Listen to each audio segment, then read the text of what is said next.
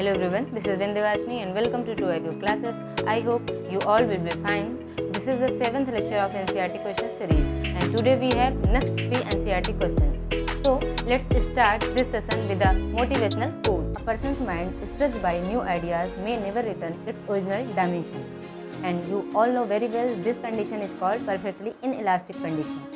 दो कंडीशन आपने पढ़ रखी है फिजिक्स में, elastic condition and elastic condition. Elastic nature वाला इंसान एक बार मोटिवेट होता है फिर से वो क्या करता है, इनिशियल कंडीशन को फिर से रिगेन कर लेता है कि मतलब एक बार मोटिवेट हुआ फिर से वही का वही उसकी हालत हो गई। इन इलास्टिक कंडीशन प्रॉपर्टी को फॉलो करता है, वो अगर एक बार मोटिवेट हो गया तो अपनी इनिशियल कंडीशन को रिगेन नहीं करता है, फिर आगे वो बढ़ता जाता है। इसलिए अपनी इन इलास्टिक प्रॉपर्टी को आप मेंटेन बना के रखिए, इन इलास्टिक कंडीशन की तरफ मत जाइए। चलिए तो स्टार्ट करते हैं आज का सेशन।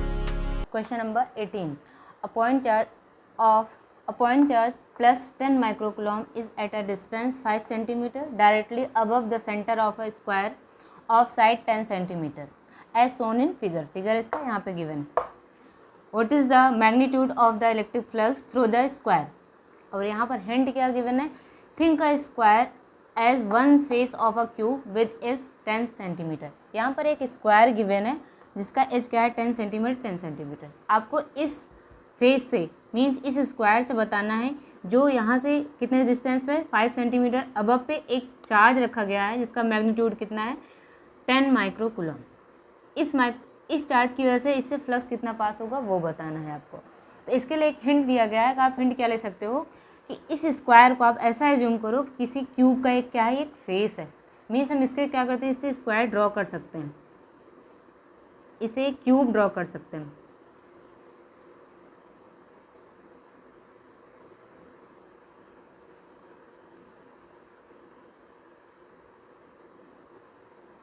ये हमारा हो गया ये क्यूब। अब क्यूब का एक ये फेस हो गया और इसी से हमें क्या फाइंड करना है, फ्लक्स फाइंड करना है। ठीक है, तो total flux through a cube क्या फार्मूला होगा,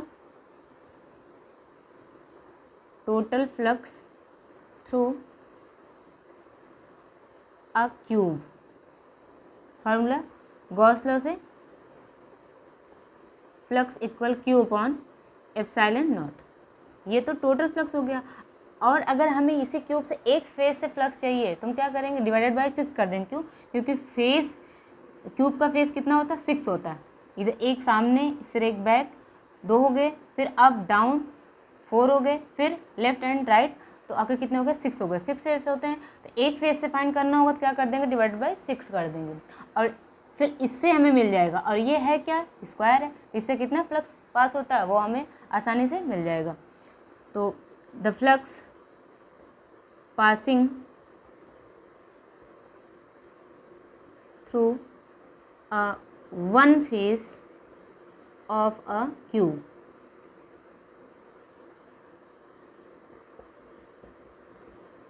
ऐसा भी लिख सकते हैं, flux 1/6 Q upon epsilon not. अब सबकी वैल्यू में पता है, सबकी वैल्यू पुट कर लेते हैं। 1/6 क्यू की वैल्यू 10 माइक्रोकूलम, तो इसको कूलम में चेंज करेंगे 10 × 10⁻⁻6 कूलम या 10⁻⁻5 कूलम, ये लिख सकते हैं। तो यहाँ पर 10⁻⁻5 और एप्सिलॉन नॉट की वैल्यू 8.85 10⁻12। तो 6 × 8.85 इसको सॉल्व करेंगे और 10⁻⁻5 और +12 पावर ऐड हो जाएंगी क्योंकि यहाँ पे 10 है, यहाँ पर भी 10 है, ऊपर जाएगा तो ये माइनस क्या हो जाएगा, प्लस हो जाएगा। इसको सॉल्व करेंगे तो हमें क्या मिलेगा, 0.0188 10⁻⁻7 -5 +12 +7। तो या इसको ले सकते हैं 1.88 × 10⁻, पॉइंट यहाँ पे ले आए तो यहाँ पे माइनस कर देंगे, मीन्स 7 - 2 कितना हो गया, +5। सीधे सीधे आप लिख सकते हैं 5। और क्या है, फ्लक्स है तो न्यूटन मीटर स्क्वायर पर कूलम इसकी यूनिट हो गई।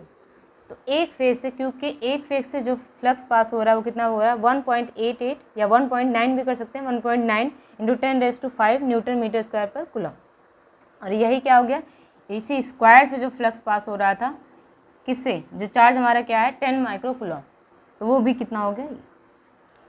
चलिए नेक्स्ट क्वेश्चन पे बढ़ते हैं। Next question 19, A point charge of 2 microcoulomb is at the center of a cubic Gaussian surface 9 cm on edge. What is the net electric flux through the surface? यहाँ पे क्या given है, हमारे पास एक Gaussian surface है और कैसा है वो, क्यूबिक, तो शेप है उसका क्यूब है।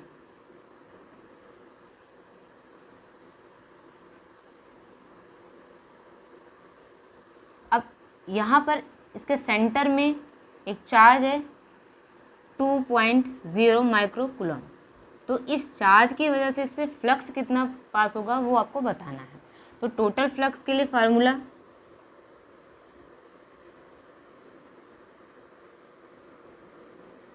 Q upon epsilon not. यहाँ पर Q क्या होता है, इनसाइड, इनसाइड में जो चार्ज है वो आउटसाइड का चार्ज नहीं।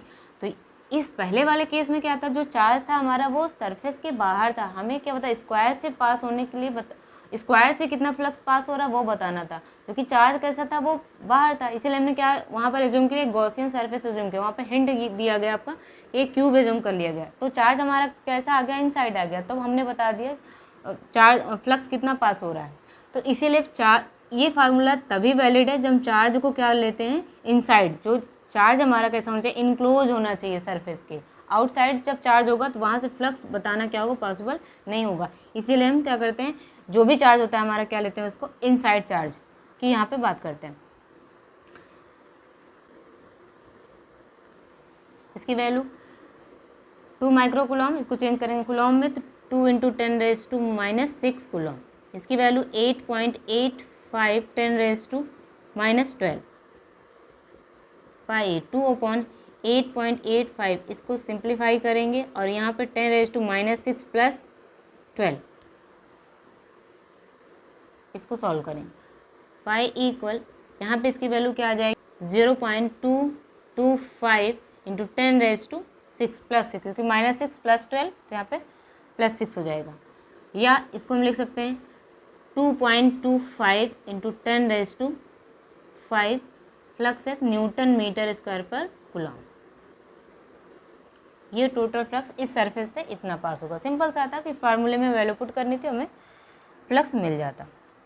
Next 20, question number 20। A point charge causes an electric flux of -1.0 10⁻³ Nm²/कूलम। अभी इन दोनों में क्या था, फ्लक्स फाइंड करना था। अभी ऑलरेडी यहाँ पर फ्लक्स गिवन है, ठीक। To pass through a spherical Gaussian surface of 10 centimetre radius centred on the charge. यहाँ पर गॉसियन सरफेस कैसा है, हमारा सर्कल है ये, ठीक। फिर अब बताना कि यहाँ पे 2 क्वेश्चन है। फर्स्ट क्या है, if the radius of the Gaussian surface were doubled, जो ये रेडियस है, मान लेते हैं रेडियस यहाँ पे क्या है, इसका r है, ये रेडियस क्या कर दिया जाए, डबल कर दिया जाए, ये भी ये r है तो ये कितना हो जाए, 2r हो जाए, ऐसा। फिर how much flux would pass through the surface, तो फ्लक्स कितना पास होगा ये आपको बताना है इससे। और सेकंड क्वेश्चन क्या है, if the second question, what is the value of the point charge, point charge की वैल्यू क्या है। जो चार्ज हमारा क्या है वो सेंटर पे है Q, और यहाँ से अभी जो फर्स्ट सरफेस था यहाँ से फ्लक्स कितना पास हो रहा था, 5, उसकी वैल्यू थी -1.0 × 10⁻³ Nm²/कूलम, ये था।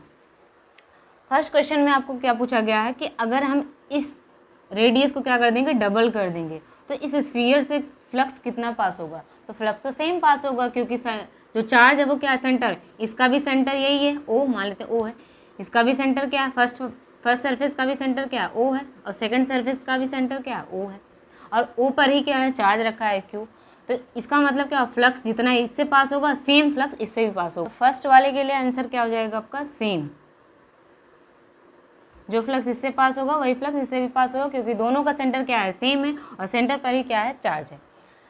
और बी के लिए क्या बताया कि जो चार्ज है इसकी वैल्यू है कितनी वो बताना है। तो सिंपल सा formula from Gauss law, phi E equal Q upon epsilon naught, Q